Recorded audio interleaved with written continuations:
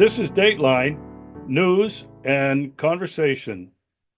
I've got a special show for you tonight. I want you to pay very close attention.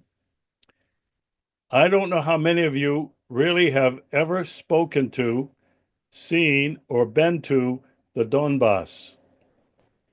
We're going to talk about the Donbas tonight, and my guest is a very special friend.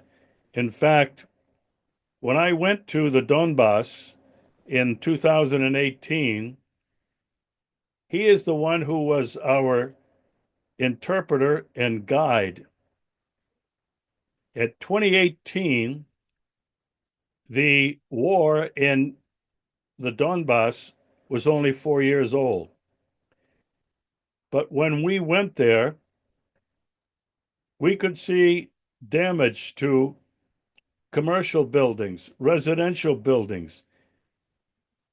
My guest took us to an area where there was a mass grave.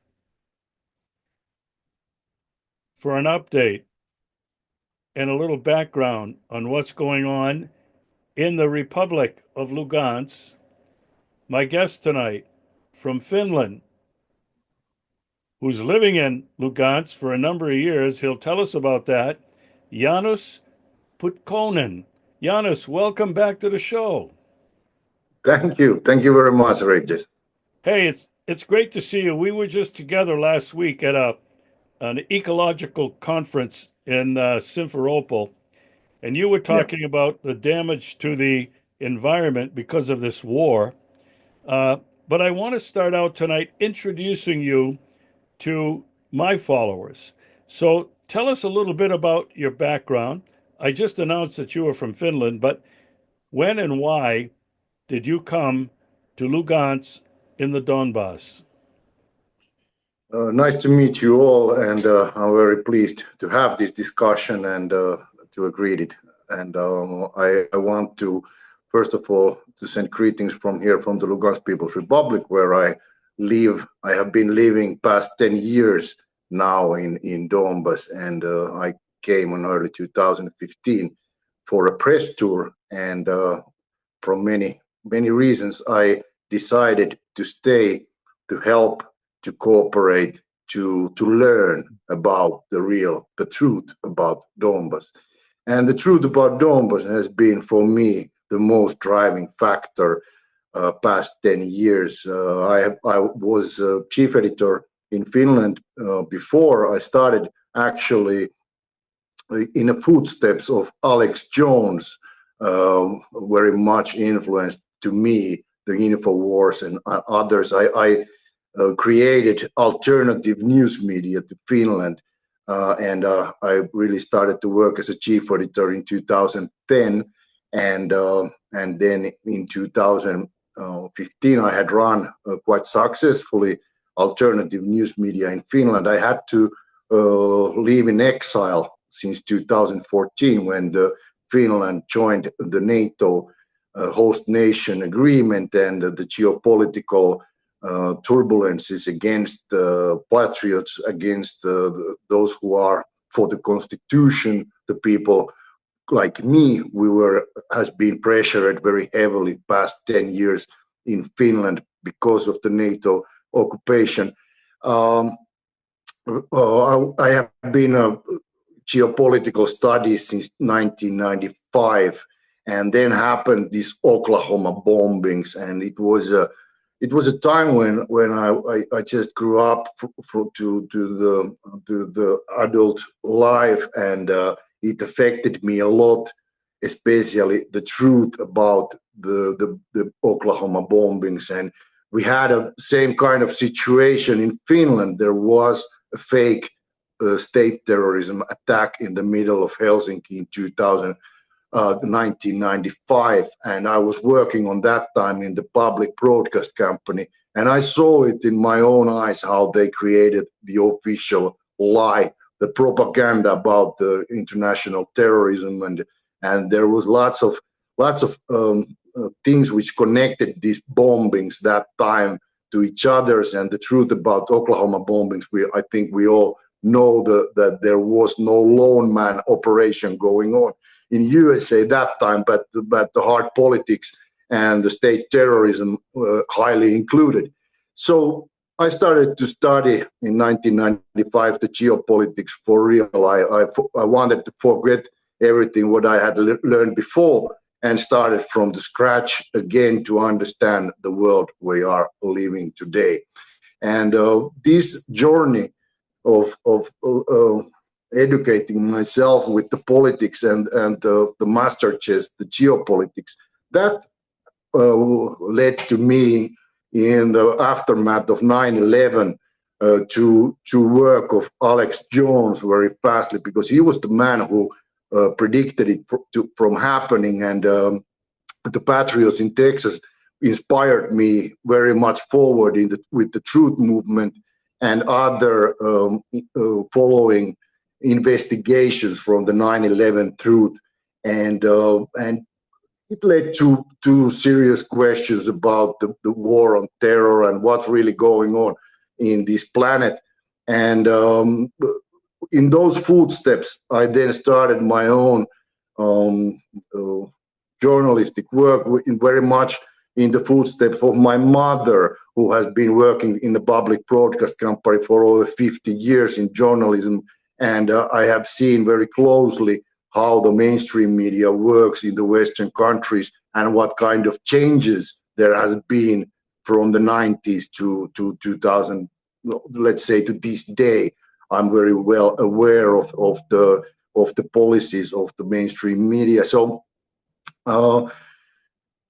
I started the alternative news, and of course the Ukrainian crisis has been in Europe a very important event.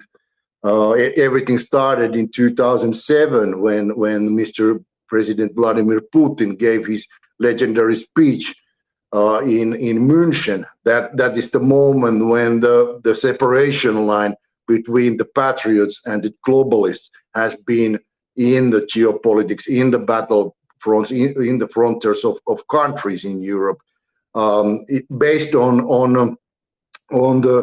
the idea which challenged already in that time when the war on terror was waged, the project for the new American century, the hegemony policy of the US leadership, the think tanks, the peanut doctrine. That's the real enemy for me. It has been that when I learned myself about it in the 1999, and since the 9/11, I've been very, very alarmed about the peanut doctrine. And when Putin raised to power in 2000, he gave to the world community a new idea, and this idea is based on the Yevgeny Primakov, the previous prime minister of Russia, who was in the Yeltsin era, a very influential scholarship guy who taught basically the whole Putin's government to understand the possibilities of the world multipolarism. And growing up, the Shanghai Cooperation Organization and the BRICS community, everything I've been following closely, I was very skeptic to Vladimir Putin when he rose to power. There was nothing to believe that something good will follow the terrible Yeltsin era and when the USA took over the Soviet Union and everything what followed. But to my surprise, I was very satisfied to see by 2007 that the Putin is really creating a world opposition for this hegemonic agenda and the project for the new American century. And from step by step, everything looked like that he is an honest man. He's fighting for the patriot values and for the UN Charter and everything. What is for a normal patriot guy is something good in the world. And in the other hand, we saw so much destruction and everything coming from the NATO and the West those years since Yugoslavian bombings, that that something else have to be. And China, in India, and other countries has followed the footsteps of Yevgeny Primakov, what the Putin has stood up for. So when we come to the modern day, I had my news agency, and we were following world events in daily basis.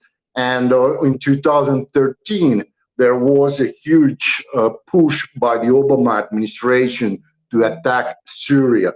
And the throwing up the Syrian government and repeat the Libyan playbook in the framework of this crazy 2011 Arabic Spring, it was stopped in the Mediterranean. The whole Obama had even announced that the USA forces will attack together with European allies to Syria. But just in the last minute, it was cancelled because of Russia made its geostrategic move and moved their navy to position between the Syrian coast and the attacking US-led Western forces. So they had to pull out on the last hour from this huge attack, and it was August 2013.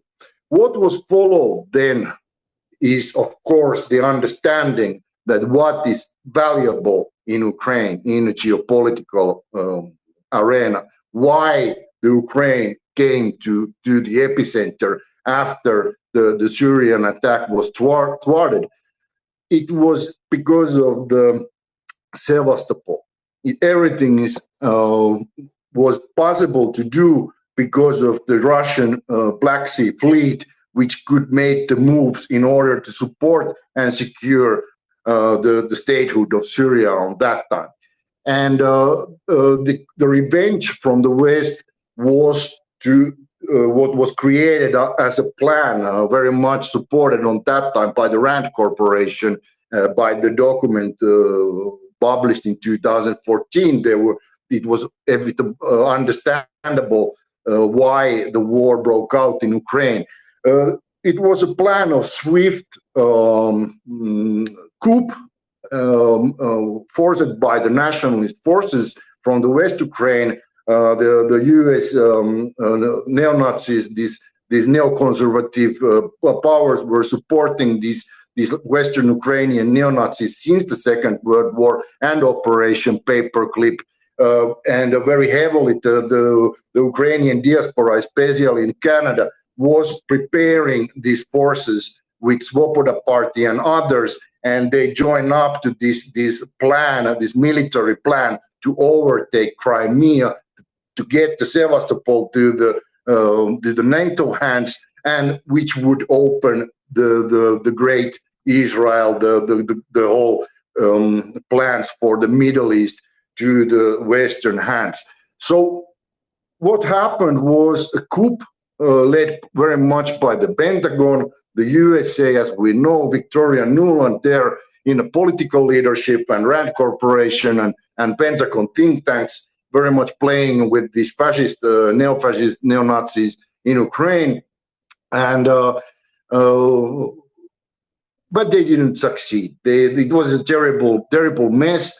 But Russia was alarmed. They had prepared already in 2004 color revolution for a scenario where nationalist forces could take over the Kiev, and they had a political plan how to put their moves. And it was when the Western did the coup in Maidan, the Russia responded with their own plans and saved the Crimea, they saved Sevastopol, and kept the Black Sea Fleet in operational capabilities.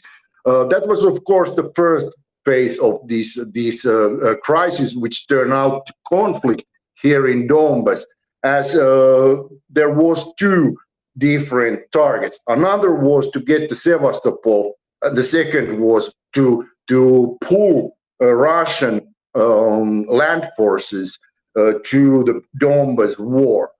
And it would give a possibility for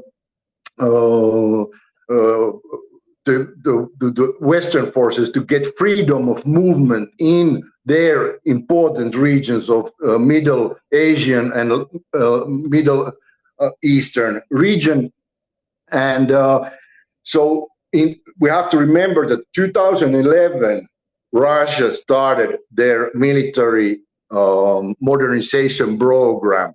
And in 2014, it was far from ready. It was actually finalized in 2019, the plan which was put on by the president, Dmitry Medvedev, in his presidency. It was August 2011 when Russia announced the army military modernization program. But in 2013 and 2014, Russia was just on its first phase of concluding with this modernization.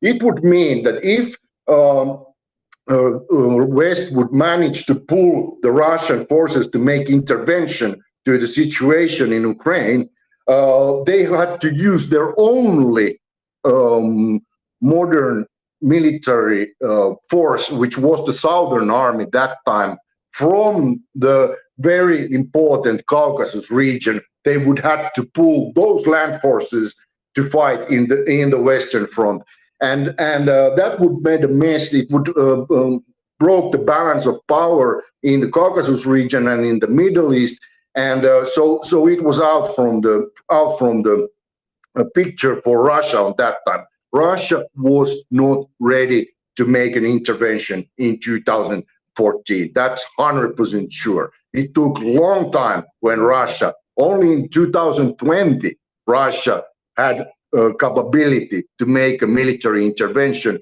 by the succeeding with the modernization of its army.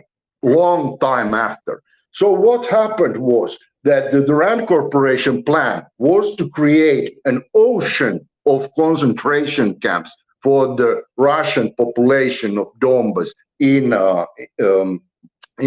Donetsk, Lugansk, and other East Ukrainian regions, which would provocate by the mass murder of the civilians in Donbas to force Russia to make an intervention. That was the plan, and that's why the war in Ukraine, the civil war, started. There is lots of interesting details connected to this situation, because not the Washington, not the Moscow, not Kiev, nobody expected that here would be an armed military resistance capable of facing these nationalist battalions and Ukrainian armed forces. As in Donetsk and in Lugansk, here was no military structures whatsoever in the beginning of 2014. Everything was built up in a big hurry and very much just creating something and in order to do something. So, but the will of the people was more powerful than nobody expected. The will of people to defend these lands, to put a stop on these nationalist battalions, it was a very powerful factor in 2014 spring, so-called Russian spring. And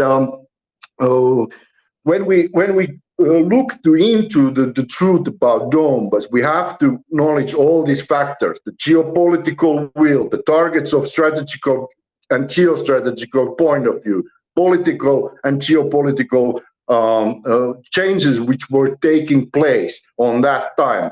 And of course, nothing of it was in the Western mainstream media, what I just talked about you. But in the alternative media, we were very well aware, and we could put all these points together, and we managed to understand quite fully already by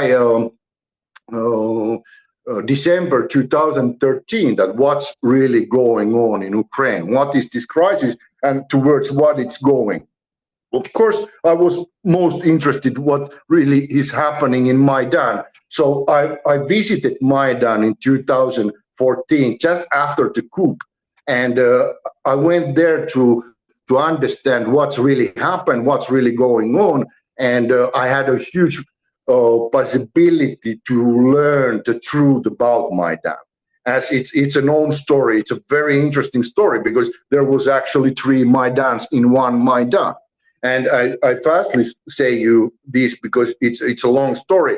But first there was the Euromaidan. George Soros funded, NGO-based, European Union supported this so-called Western color revolution Maidan, which was transformed into the right sector nationalist in December with mercenaries from the ultras, this Ukrainian football hooligan and other team members from the oligarch clubs. And they were supported by these Nazis from abroad, like in Canada and USA and others. And the right sector was created with the Svoboda party support, and they took over. There was nothing actually left from this Euromaidan, which started everything in November. Then the right sector Maidan, the Nazi Maidan, did the coup, which happened in February 2014. And after that, the Nazis were thrown out from the Maidan. There was a counter coup against all these nationalist oligarch powers, which was done by the Ukrainian patriots. And when I went to Maidan after the coup, there was a real fight. With my own eyes, I see how these Ukrainian patriots were kicking the asses of these Nazis and the right sector movement. Right sector movement didn't have any trespassing to their own headquarters in Maidan when I was there. And this third Maidan was a revenge from the Ukrainian patriots against this Nazi coup, which they were absolutely 100% against. Unfortunately, no foreign powers, including Russia, didn't support the third Maidan. Nobody didn't support. So it took quite a long time, but then the anti-Maidan movement in Kiev was to be destroyed, and the whole anti-Maidan movement moved to Donetsk and Lugansk region, especially also in Odessa. And when I was in Maidan, I met the military and political leadership of this movement, and they told me in 2-hour discussion the whole truth and nothing but the truth. And they warned me that there will be a big provocation in Odessa soon. There will be a war in Donbas soon. And they told me everything about it. And I made a news about it before these events happened. And I warned the Russian officials, the people around, everybody, that, hey, come on, here is a situation. Somebody have to make an intervention before this runs out of hand, because these people are panicking because they see and they know what's going to happen for Ukraine. But everything went as the leadership of Maidan warned me about.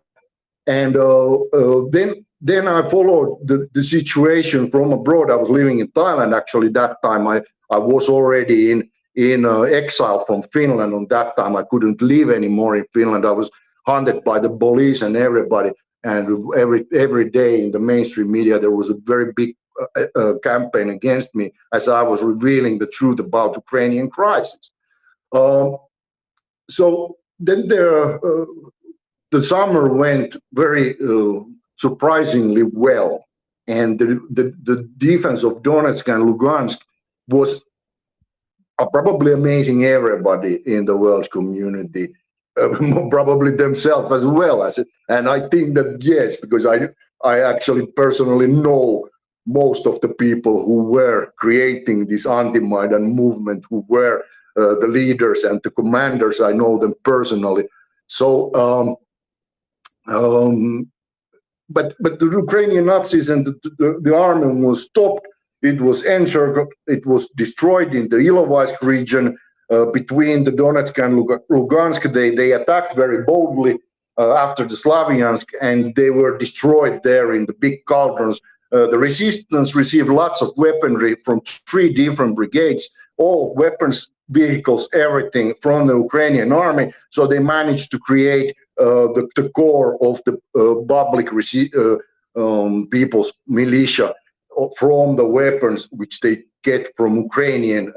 First, they bought from the Ukrainian depots by their own money, private money, and you know, the corruption in Ukraine is just huge. They sell the weapons to everybody who have money, and they sold them also to the patriots of Eastern Ukraine. So then happened the summer campaign, which was very successful for Donetsk and Lugansk. Then came the Minsk agreement, which is actually a very interesting story. I know it fully. You can ask whatever you want, but I don't go to details as I try to jump to this day as fast as possible. Then the war started again in December, and Petro Poroshenko ordered that.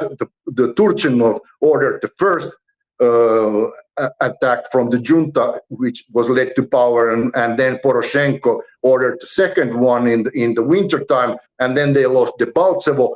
The Donetsk and Lugansk joint forces managed to drive the Ukrainian forces from very important strategic locations and get the airport, get the Debaltsevo. And then the second Minsk agreement came to second military catastrophe, what happened to Ukrainian armed forces very rapidly after each other. Then we came to this Minsk situation, and on that moment, there was a first possibility for foreign journalists to join to a press tour. And I came to Donbas first time just after the Minsk second agreement was waged. It was organized by a German-Russian alternative news media, and I managed to be a week in Donbas. What I found from here was, first of all, I had published about 1,000 articles, news, like daily news articles and other analysis and reports from the Ukrainian crisis and conflict after that, before I entered the territory of Donetsk People's Republic. And it was a test for me, because was I wrong? Did I say so? All the Western mainstream media, which pictured absolutely 99% different point of view from what happening in Donbas. The Western narrative is an absolute lie.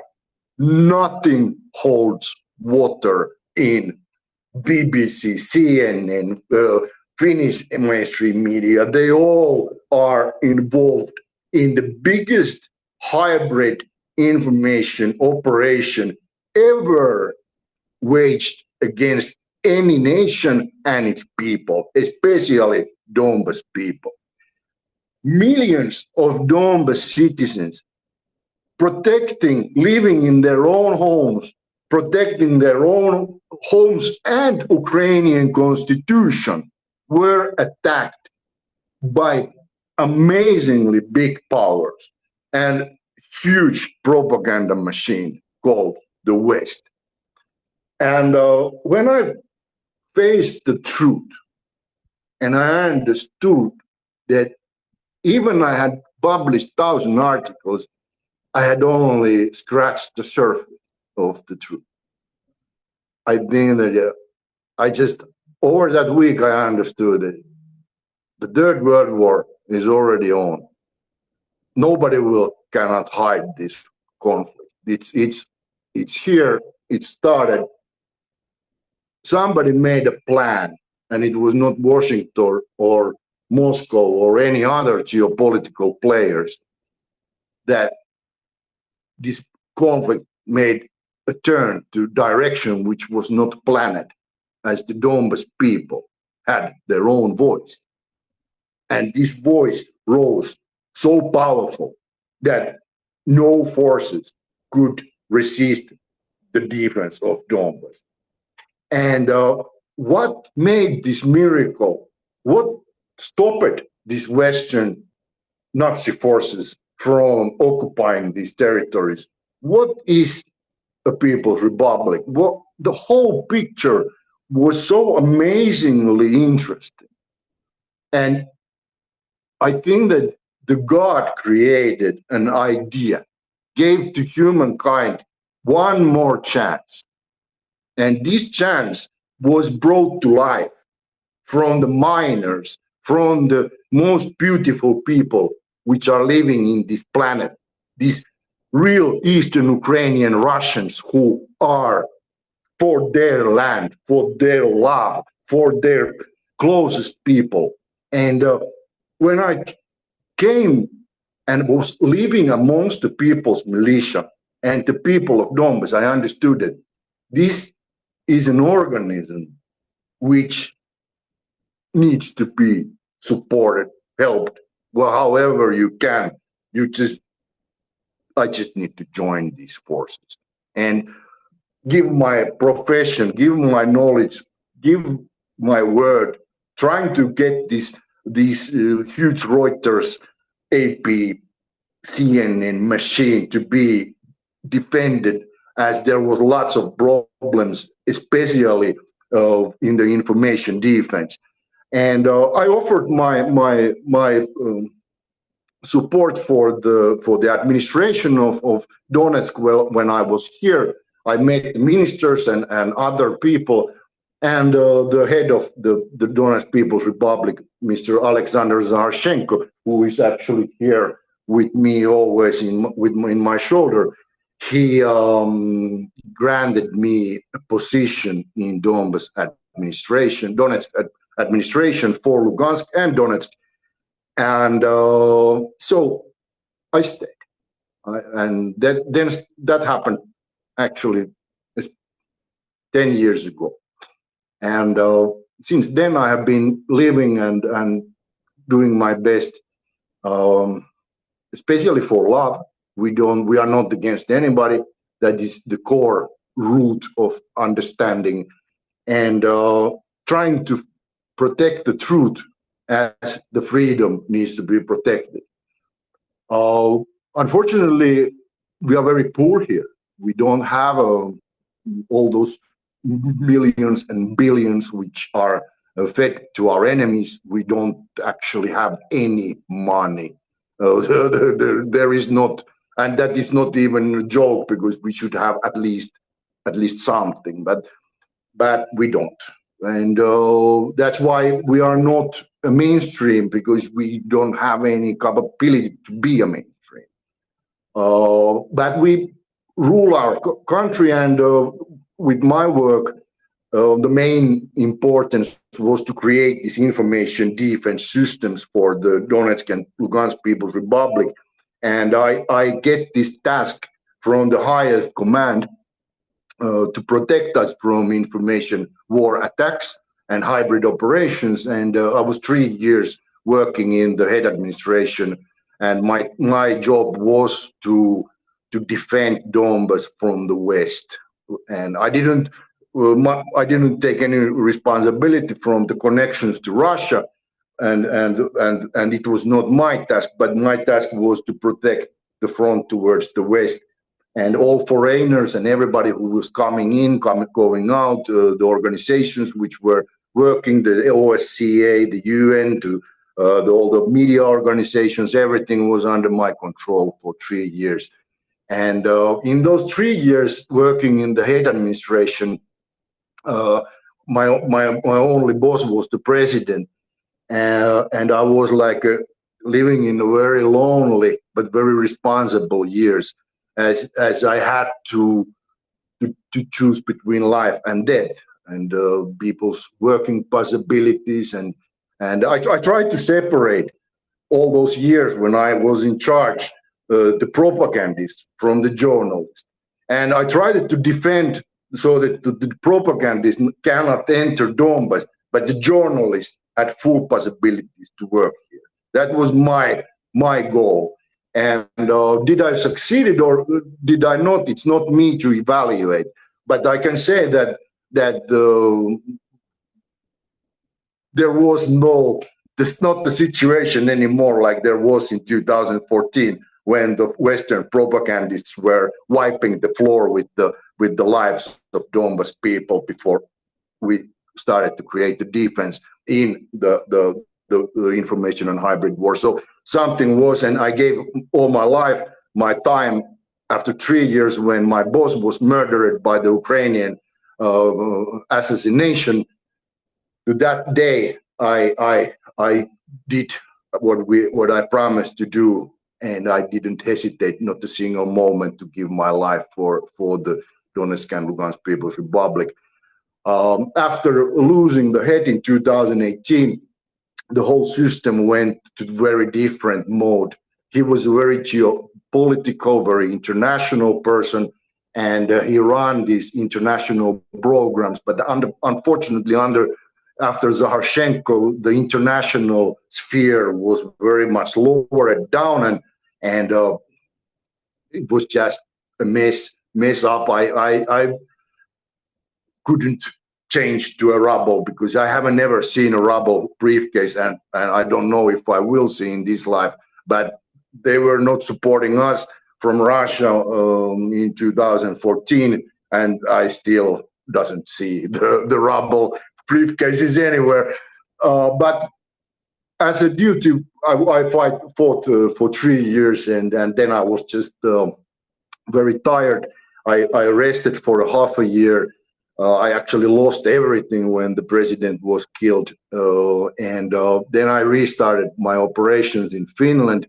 I get back to the Finnish news works, and I'm still a chief editor in a very successful newspaper there, and do my livings basically fighting the alternative news in Finland, which I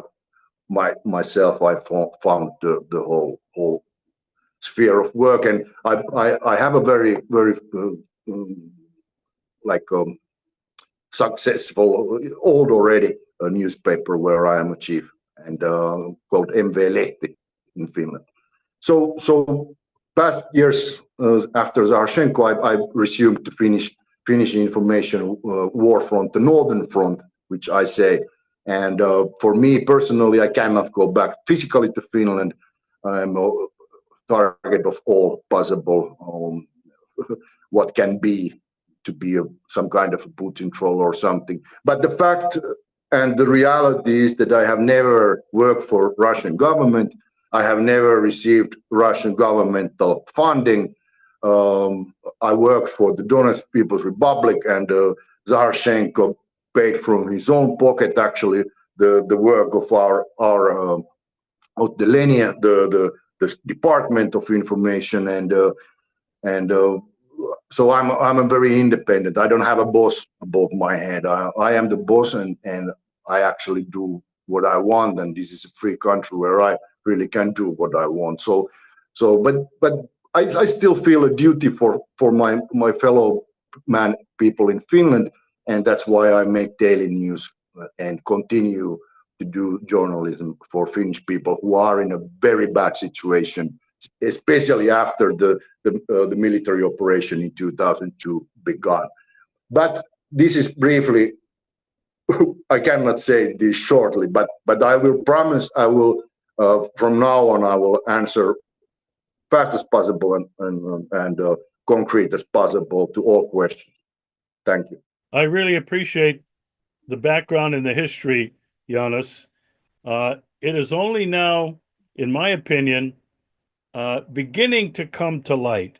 A number of people in the West have seen the light, and to the best of their ability, not having ever been here and not having ever really discovered what the Donbas is really all about and what Russia is all about, they're doing the best they can to reveal some of the facts behind this war and this conflict in Ukraine. Now, I do have a number of questions for you, but you've mentioned that you are a publisher of a daily paper. How can people find it? I know you've told me before it's in Finnish, but it'll automatically be translated probably into almost any language. How can people find you? mvlehti.net. mvlehti. mvlehti. And if you get close, it's quite a big website. I think that even Google search will try to hint you to the end. But mvlehti.net is the website, and that gives the newscast and and there is all the where you find contact information and others. So that's the hook. I am encouraging anybody who's watching this and who will watch it to go to your source, because you are one of the only foreigners who's been documenting everything that's been Yeah, happening since 2014, 2015. I don't know that true. there's anybody that has done a better job of that. Now, I have a couple of questions. You're living in exile, Yeah, banned in your own country. yeah. Um, how is it that people can find you online? I mean, you've been banned everywhere. Do you have Yeah. anything on YouTube? Do you have anything on? No, they don't let me live in any Western, not even in the X. X is also banning me. Then there is no reason for giving, but I am in the top banned list. I cannot enter Instagram, Facebook, X, no platform, YouTube. No, they don't give me a possibility. Rumble is giving me a video possibilities, but that's the only. I only can use Telegram and the VK, the Russian platform. We should also remind that I have never been accused in any official way from doing illegal content. Never, never. Not in 15 years I've been a chief editor, and not single time there has been a court case against me, because I'm a son of over 50 years of professional journalism. I've been in journalism all my life, actually, and I really appreciate the ethics of journalism. And when I do news, I'm very strict on that unsourced information. You know, the ethics of journalism. So I'm not a criminal. I know that myself, but I'm the system is like treating me like worse than a serial killer. All right, now I want to come to when I first came to the Donbas in 2018. Uh, of course, I had heard about it, been following it, because I first came to Odessa in 2016 on the second anniversary of the massacre at the train union hall.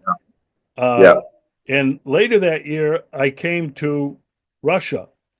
And I came to Russia to try to find out the truth about Russia uh, as a military and economic enemy of the United States. I didn't believe my government anymore.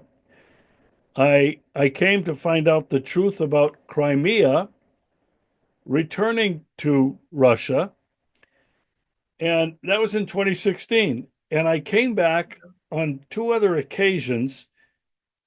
One of those was 2018, the other 2019, when we came to the Donbas, because I had to find out for myself what was really happening there.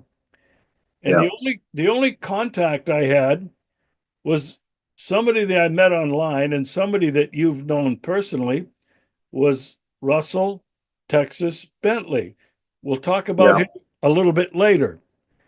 Mhm. We first came to Lugansk, and Mhm. somehow or other, we got connected with you.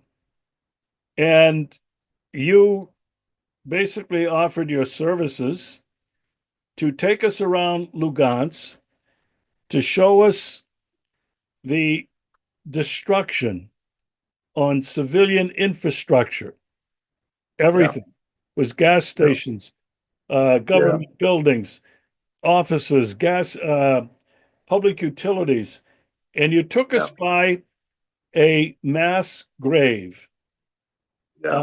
I was really overcome uh, emotionally by this first trip, and I published my first report in a short video in which you are featured, explaining to us what was happening. Now, Yeah, That was 2018. Janus, as briefly as you can, by that time, the war had been going on for 4 years. The Yeah. attacks on Donbas, Lugansk, and Donetsk. How many people by that time, innocent civilians, had been killed? Can you recall? No, no, we are talking up at least 20,000 people on that time. 20,000. Very difficult. Yeah, 20,000 at least. Not And not mili- not but military, not military people now. no, civilian casualty. Men, women, children, Yeah, old people. yeah, Their yeah, houses and apartments bombed, and many yeah. were buried in mass graves. Why were they buried in mass graves and so quickly? No, there was constant shelling of Ukrainian forces. The situation here in Lugansk was very tragic in the summer 2014. They entered the city from all directions, and they were also shelling the city center from all directions. The liberation of the encirclement came from the actually from the border between Donetsk and Lugansk, and then they managed to push with the common forces the road open towards the Russian border. It was a very terrible and horrific time for the Lugansk city, and the people were constantly shelled from all directions, and there was no electric or water and anything. And the people were very much to their own, and so there was no possibilities to other than to just put these mass graves, and the mass graves were in close to the hospitals, and because there was no morgues or possibility to make funerals, so they just had to do this decision, and number of also unnamed, because nobody knew who they were. They were just corpses. So it was a terrible summer in 2014, and there was actually lots of foreign mercenaries on that time, which had this one battery of artillery, which was the most hostile and it was shelling from the Lugansk airport to the city center, like constant shelling of everywhere in the city, and it caused lots of civilian casualties. They were Polish. They were these Biden's troops, this combination of mercenaries from abroad, and one of the most brutal battles was also when the airport was liberated, as it was totally then in ruins, and there was not a single mercenary who was left alive from that garrison. They all met their end and their judgment from these civilian killings. But it was a very brutal episode, and Lugansk airport is still a little bit like a coast place, because it reminds to us, now there is Russian troops in that area, but for locals, the airport it reminds from the most horrific time of this city in history. I want you to clarify something, because a lot of people in the West, in the United States, believe that Russia had its own military personnel defending Donetsk and Lugansk from the very beginning. Yeah, this Not true. famous Not Russian ghost army. Yeah, no, not true, not true. There was no Russian military units before 24th of second in 2022. That's the first time when Russian military units entered the territory. Uh, of course, the people are here are all Russians, and when the Donetsk resistance was built up, lots of volunteers from different parts of Russia started to join these people's militias. Okay, I wanted to clarify that in the beginning, it was the people of Donetsk and Lugansk who you referred to them as the people's militia, who rose up to defend their territory, their homes. There were a number of foreign people who came to join. One of them I mentioned already was our friend Russell Texas Bentley. But before we get to that and some other questions, I want to ask you now, since 2018, okay, this is 7 years now, how many people, civilians, can you tell me have died because of the continued shelling and bombing of Lugansk and Donetsk? What's the total number now? Total number now, I think that it didn't raise so much because when the civil war escalated then in 2022, it was driven quite rapidly away from these territories. We managed to keep the civilian casualties relatively low. So I think that now we are in somewhere in 23,000. But the huge numbers were before, in those early years. Now, I have been reading.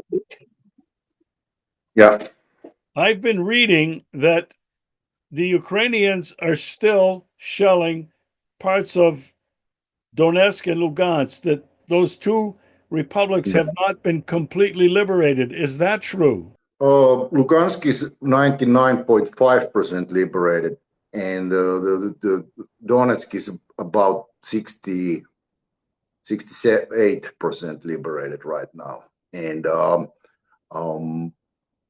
it's true, every day the shellings of the civilian territories continue, but also the time goes in. But yeah, it takes casualties every day. That's for 100% sure. In different forms, everyday news continues from civilian casualties because of the Kiev regime bombings. What I have to say that the situation so heavily changed after 2022 when Russia came to help. The whole balance of the civil war turned to different, and the 8 years of civil war turned to totally other kind of conflict. Even though we have same elements, which has been, anyway, the drive changed then in 2022, and we didn't have a Russian military army here before. And of course, everybody saw that how the situation changed when Russia came in. But Russia didn't come only to face Ukrainian army. They actually demilitarized Ukrainian army very fast in 2022. But then the whole collective West has been fighting with the Ukrainian hands. So it's a third World War situation now, and has been since. Mostly driven by the US weapon deliveries and other support, which has made this war possible to continue. If it would be Ukraine against Russia, it would be stopped already in 2022 without a question. But these ghost armies of Russia was a big information war agenda, that here is some secret hand included in Ukraine and Eastern Ukraine and everything, but actually no. The Russia gave support, but it was very limited. It was, according to Minsk agreement, it was a political, humanitarian, and financial support for the republics, but it was moderate. Especially if we compare what's happening now in Lugansk, where all the roads, all water system, electric systems, the buildings, the whole infrastructure is just rebuilt, and the city is thriving in a huge economic boom. So it's a very different thing what we saw 8 years. It was very moderate, and as I said, there was no money, and actually there wasn't no money. Who was the core of Donbas defenders? They were the miners. They were because this is a land of mines, and when the oligarchs started the war, they owned the mines, and when they supported the Maidan coup, the oligarchs, so they closed all their financial operations in Donbas region. So there were tens of thousands of unemployed miners, and those miners changed their these tools to dig the ground. They changed to Kalashnikovs, and they are tough guys. They work I have been there in 1.4 kilometer down on the ground.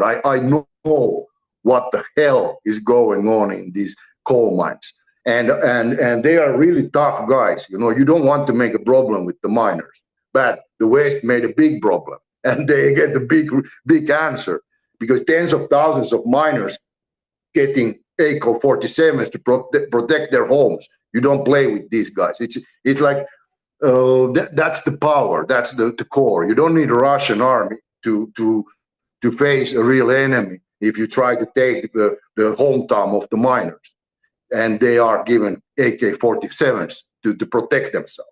So you find that they're even Slavs. The Slavics they're tough people, really tough guys, and they have the traditional values, and they know what is what is the bad working situation, as they are there on the ground. And if they face the same kind of situation above the ground, it's the same mine, it's the same fear of death, the same dusty, shitty environment where you can die. That's the war situation, and they had the war situation down on the ground anyway.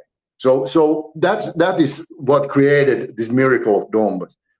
Tough guys, and but I have to say that the community worked very well. The women of Donbas are very powerful. Russian women are in their hearts very powerful people, and they have a willpower what the Western people can only imagine. But in combined, the miracle was possible without Russian intervention, but as later learned, and I learned, thank you Russia is the word what we all shared for 8 years, because without this crucial lifeline help in support of in a political, humanitarian, and financial and human rights issues, without the Russian border, we wouldn't survive. The Ukraine did everything in order to kill us all, millions of people. They want to kill us, but they didn't manage to do that, thanks to Russia. You've been there all of these years.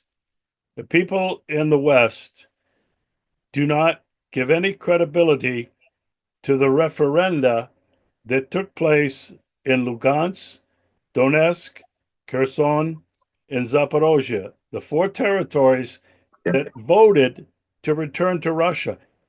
Can you clarify that? Did it come from the people, or was it Putin who wanted to come in and annex these 4 regions? Can you clarify that for us? No, everybody who I knew that time in 2022 voted for uniting Russia. I don't know anybody who was against that. But the Russian Federation law demands these democratic decision processes to be done in order to have an official unification to the federation. If the will of the majority is not respected, it's unlawful in Russian federal laws. So it was not a show. It was a Russian law technical issue that not a single future government can say that something has been done illegally in the process, so that they can erase some important parts of the history, so that it's like stuck on the stone of Russian constitution. And this constitutional order was very carefully followed in 2022. they also, the West didn't care about the first referendums, what the Crimea had in 2014, and what is the outcome. It was based on a referendum that the Donetsk and Lugansk People's Republic were born. They had a referendums. Do they want to continue under the Kiev regime or make an independence? And for the independence was these referendums first done.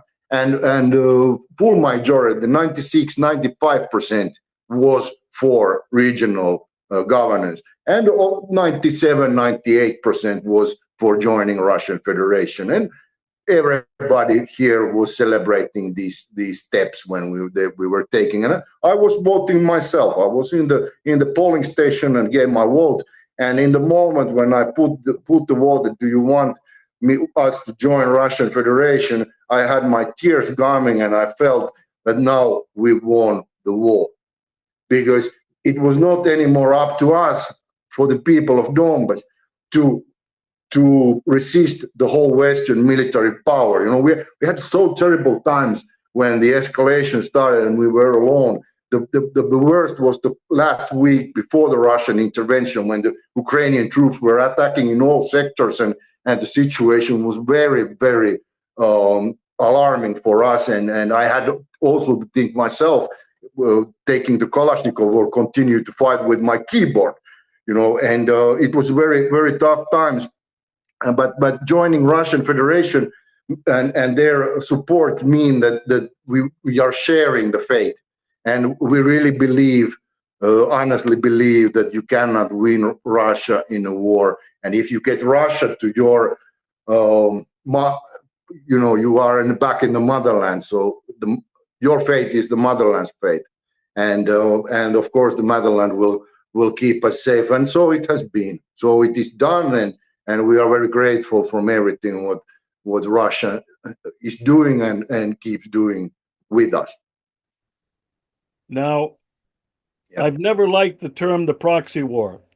I believe, and I want to know how you feel about it, that this has been a direct war of the United States, Great Britain, against Russia, and it's been their intent to break up, balkanize Russia, and steal its resources since the end of World War II. Would you agree with that? 100%.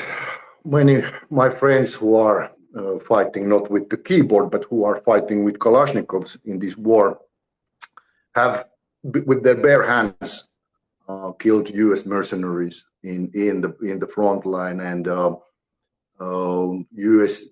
involvement has been very deep since 2014. They were the guys who were controlling these Nazi battalions, which were funded by these globalist bankers. And we have been fighting against the Western military forces since 2014 here. And without them, there wouldn't be such a war. And now we see also the rift between the Ukrainian armed forces and, again, these so-called National Guards. The National Guard is a synonym for these multinational forces run by U.S. and other mercenaries from different Western countries, Polish and British and others. The National Guard is the problem, the core problem militarily, because they don't obey the rules of Kiev. They don't obey the rules of Zelensky or Poroshenko or the Rada or anybody who is in charge of Kiev.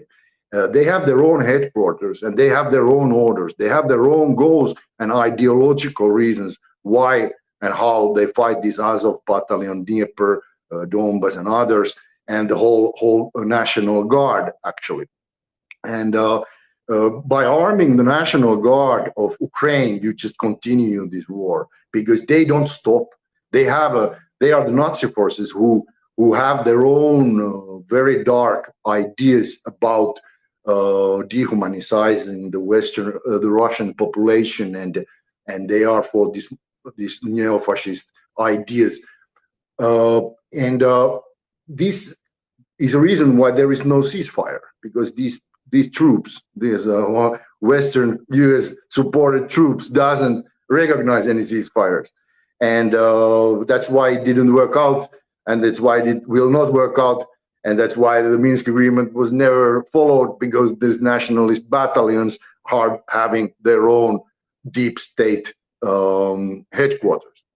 And Trump can only learn the existence of these headquarters and his administration, because it doesn't matter what Zelensky said. These guys doesn't stop. They only stop when they don't receive the dollars to their pockets and the weapons to their hands. It's the only way to stop these neo-fascists. And that's what Russia is trying to do. And Russians know that there will be only one-sided truce or any ceasefires in this conflict until this main problem, which was above all biggest problem since 2014, from the first Minsk agreement to 2022 when Russia made its intervention. It have never been addressed, and that's why the Zelensky doesn't have the real presidency of his country, as he cannot give orders to armed forces of Kiev regime. So that's why this is a proxy war. This is because there is two parallel military forces in Ukraine, and so it was in 2014, and so is 10 years later. There is the armed Ukrainian forces, which follows the orders, and then there is the National Guard, which doesn't give a flying F about any orders from Kiev. All right. That leads me to my final question. Donald Trump, when he campaigned for presidency this last time, he said, "I'm going to end the conflict in Ukraine on day one." All right, we're 100 days out now, and he hasn't done it. He keeps talking about a deal. He told Zelensky famously in the Oval Office over a month ago, "You don't have the cards." My question to you, and I have to laugh because I think what you're going to say, I know what you're going to say. I think there's not going to be any deal that Trump can broker with Russia, because for a couple of reasons. Number one, Trump is a direct participant in this war, so how can he be a peacemaker? How can he be an intermediary? But the simple question is this: is there any deal to be made? In other words, can Trump force Russia to compromise on its basic goals and principles that led Russia into this conflict against the West? First of all, every war starts and ends in negotiation table, and this war will going to end as well, and it will end in the negotiation table as it has been started.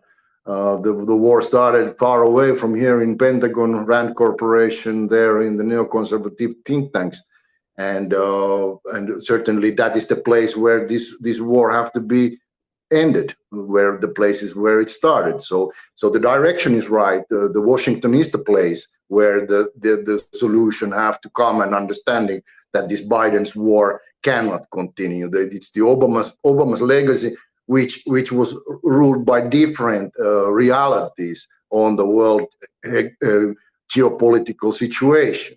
Now, today we have a real multipolar world, and the Northern America have to find its place in the building multipolar world order, and that is well understood by the Trump administration and J.D. Vance, and there are smart guys involved in this situation. And I don't condemn even Marco Rubio. He is also understanding basic principles of the new world order, which is a multipolar new world order, and.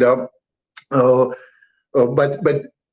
the problem since the last summer, and my question has been for Trump administration, that is he really getting any accurate information what is really going on in this conflict?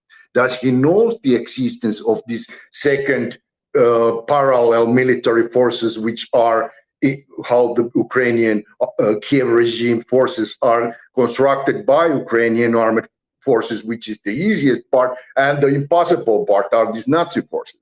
Does he know the difference and the whole picture? And I say it, when he took the office, which was surprising. I was expecting the assassination to really happen and work out, but he managed to stay alive. That he's misinformed, unfortunately. From very deep in core, he had been misinformed from the realities on the ground. And then they started the learning process. And they have been very good learning. I think the Steve Witkoff have done great work in order to understand the realities on the ground. Tucker Carlson has met both our leaders, the Putin and Lavrov, and Carlson is the guy. He's a real journalist, so he really uses his intentions to understand the truth. And I think that when the Tucker Carlson is on the table together with Steve Witkoff and others, I think that now the Trump administration have a quite well understanding that the Pentagon hawks cannot dictate their distorted understanding from the situation on the ground anymore. And the lobbying part is not working. They have their own understanding already created, and it takes 100 days. It's an old Indian wisdom. Don't judge another before you have been 100 days in his moccasins. That it's an old Indian wisdom from the North America. So now this 100 days has to teach them something, and it's the complicity of this conflict. And of course, there is a solution, and Russia is offering the solution. But Russia is not the one who needs to compromise in solutions, because Russia is created not to start, but to end wars. Russia is great on not starting, but ending wars. And we have to give credit for Russians from this very unique capacity to find solutions. And Putin has been very open since last summer, when they created this crazy Ukrainian-led peace conference in Europe, in Switzerland, and the Russia was not even invited. So Russia decided that, okay, if you play this game, we give open cards, because you don't want to talk with us, so we talk to you through the mainstream media. And Putin gave the solution to end this conflict in public. Everybody can read it since August last year, how this war will and can be ended. And how we go to the details. USA, first of all, have to admit that they lost the Biden's war. That this is like, everything what could be taken out from this war is already done. Rest is waste. Waste of resources, waste of human resources, waste of everything. To continue is stupidity. To accept the Russian offer, but Russia was forced to stay, to make their stance clear in public, because they were not invited to this Switzerland stupid peace conference, and it went to media. If all this discussion would be done in this closed doors, then it would be easier to solve, because people would be slowly understand all the terms of what is included. But Russia had to be open in their terms in order to get USA to the table. And so when the Russia gave their ideas, Trump administration started to prepare for it. But unfortunately, these first 100 days has been just the beginning of a big learning towards the Russian patriotism and understanding the real situation in the European continent. But I'm optimistic that this is the best chance we have, and this is the only chance we have. If USA accepts the Russian terms, stop financial and military support to Ukrainian armed forces, and let Russians to fight this war to the natural, traditional end, it will not take a long time. This war will cease this year, and everybody will, at least Ukraine can save even their statehood in one scenario. But because Russia haven't declared a war against Ukraine, that's why you don't need to be afraid of Russia. Russia is not eating anybody, but we have to give a protection for these millions of Russian people who are in their own homeland, in the heart of Russia, old Russian Kiev Rus region. So let Russians to handle this. We shouldn't interfere on this. Everything what we have, the Western have interfered to the situation in Ukraine has led to destruction and killing of millions of people. And this have to end. The Western bankers have to pull out. The money, the dollar backs have to stop. The weapon deliveries have to stop. And it will not take a day when this war can stop as well. And the Russians will find that, because they all speak Russian, they will negotiate. But as long as they are supported to continue this craziness, of course the craziness will continue. And unfortunately, the West has been the driving factor for this. We just need to accept that the Russian won. It's not so difficult. Hundreds of nations have to make the same decision in over the history. My country, Finland, as well. We lost the war. Russia won. So what? Let's do it one more time again, because Russians are. You cannot beat Russians on their own territory. It's impossible. They win everything what you put in front of them, and they don't move back. They just keep fighting. That's why Russia is Russia, and that's why it is a superpower. And we need to respect Russia as a superpower, and then the problem will be solved.